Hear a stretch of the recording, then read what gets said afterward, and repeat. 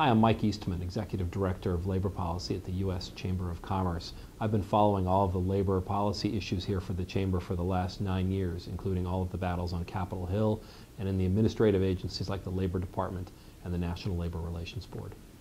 This week, Free Enterprise questions come from Carol in Wisconsin, and she asks, is the Employee Free Choice Act dead? And if so, what's Big Labor's next move? It's a very timely question because there have been two major rulemakings recently proposed by the Labor Department and by the National Labor Relations Board. To understand these rules and what they mean, it's important to think and talk a little bit about the context.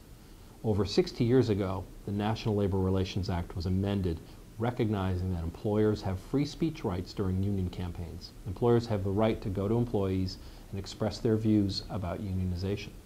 They cannot, of course, do so in any way that would threaten or intimidate or coerce employees, but they can express their opinions.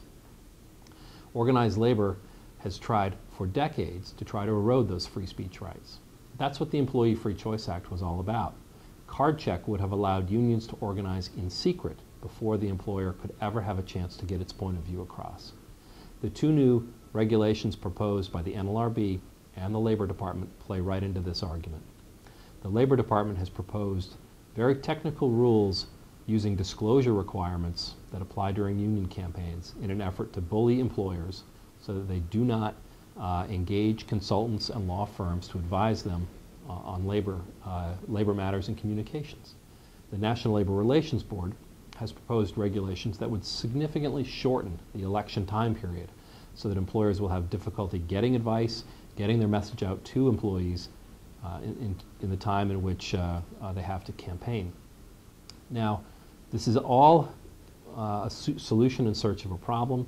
Current elections at the NLRB take about 38 days. We believe that's a fair time for each side to get its word out so that people can vote in private in a secret ballot election.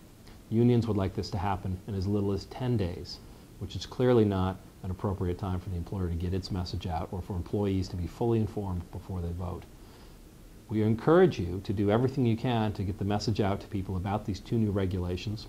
First of all, by weighing in with comments. And you can access these proposed rulemakings on the federal government's website, regulations.gov.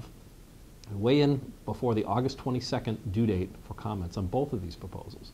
And then turn to your elected officials, your two senators and your representative, and tell them they need to do whatever they can to rein in the overactive National Labor Relations Board and the Labor Department. Thanks very much for your question.